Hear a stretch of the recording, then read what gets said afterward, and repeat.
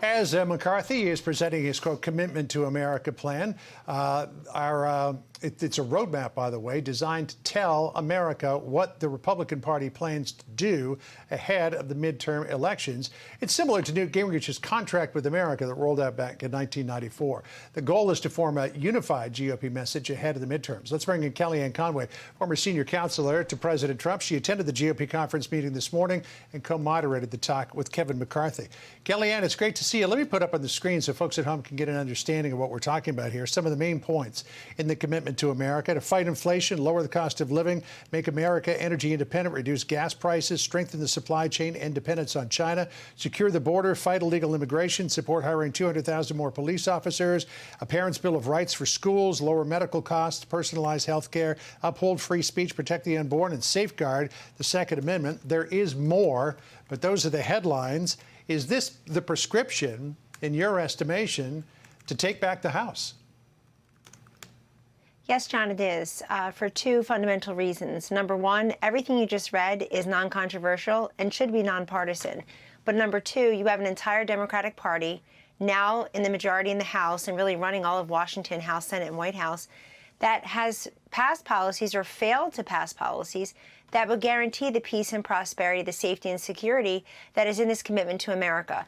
The four main tenets, frankly, are a future that is free, a government that's accountable, an economy that is strong and really works for everyone, and a nation that's safe. You know, John, right now the Democrats want America to believe what the Democrats say, not what Americans see. They see rising crime. They see rising costs.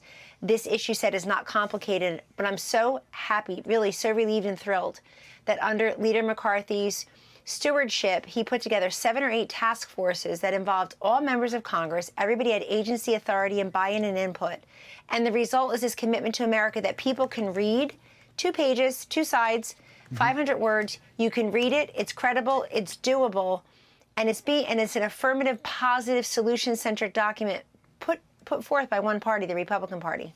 So we've been making the point over the last few days that the Democrats have managed to narrow the gap in the generic question on who you want to see control Congress by really pushing the wedge issue of abortion and leaning heavily on the Dobbs decision and what that might mean for the future of the country in terms of future Supreme Court decisions. Can what we saw come out today effectively counter the Democratic messaging, which has significantly narrowed the margins? Yes, and I spoke at length about this very issue behind closed doors at the conference today. I'll tell you a little bit about what I said because I want it to be public. One is we know which party is extreme on abortion. It's the one that believes in abortion, 7th, 8th, 9th month, taxpayer-funded abortion. Abortion, after you've had a sex selection test and you know what sex your baby is, you can actually abort it. We've had 63 million abortions since 1973. 20 million black babies have been aborted. Let's stop pretending that there are not real-life consequences, life and death consequences, to calling yourself pro-choice. And here's the question I would ask everybody who's trying to make abortion a wedge issue. What are your exceptions? In other words, what abortion have you ever encountered in your life you think is a bad idea or would be a bad idea? They don't know that. But I will tell you, in polling we did for the RNC 2 weeks ago, the Republican who is pro-life, except in cases of rape, incest, life for the mother, 56%. A Democrat who is for abortion rights, including up until the moment of birth, 34%. So that's a winning issue, but you have to complete the sentence. You can't just scream abortion, women's health, pro-life, pro-choice. You have to be a resource and inform people. John, there's no question. More women have registered in states like Wisconsin after Dobbs. There's no question this will animate a lot of pro-choice voters, but pro-life voters ought to be animated also. They ought to be coming out and saying, thank you for uprooting the ability to extinguish a life under the Constitution and sending it back to the states. The Democrats are totally extreme on this issue. You won't find any pro-life. There's one pro-life Democrat left in the entire House, and they tried to get rid of him through a primary this time. So this is one that also shows a divide. Let me quickly also say something. If you're pro-life, you better be pro-life the kid's entire life.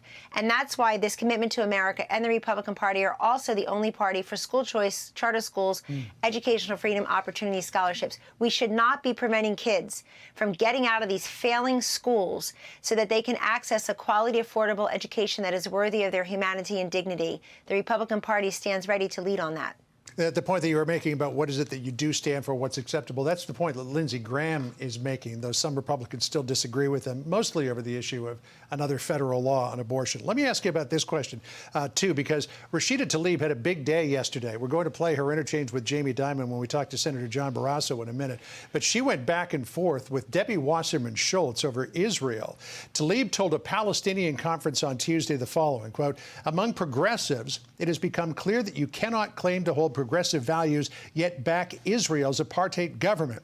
Wasserman Schultz fired back on Twitter to say the outrageous progressive litmus test on Israel by Tlaib is nothing short of anti-Semitic. Proud progressives do support Israel's right to exist as a Jewish and democratic state. Suggesting otherwise is shameful and dangerous. So now you got a big split in the Democratic Party on Israel. How do you think Jewish voters will react to yes, the it's quite the cat. Well, it's quite the cat fight. It was not just Jewish voters. I think all of us, Catholic voters, Christian voters, honestly, atheist voters, should be appalled that you have one of 435 members of Congress representing a country of 335 million of us, John, who is so outwardly anti-Semitic and who is challenging the entire body and her party and U.S. policy, frankly, to go against our best friend in the region, Israel. And at a time, John, when a nuclear-capable Iran is salivating looking at our best friend in the cases in the region, Israel. Look, seven presidents made a promise to move the U.S. Embassy to Jerusalem and to recognize Jerusalem as the capital of Israel. One president, Donald Trump, kept that promise and made it happen, along with the Golan Heights, along with the Abraham Accords. And so, peace in the Middle East. And so against that as the backdrop, you have a Democratic congresswoman who's made controversial and very regrettable statements in the past. This is just the latest one from the squad that doesn't do squat except make headlines and not make difference. And I'm glad Debbie Wasserman Schultz shot back. And honestly, I'm not a Democrat and I'm not Jewish, and I'm with Debbie Wasserman Schultz on that, because we have to protect our best friend in the region, Israel.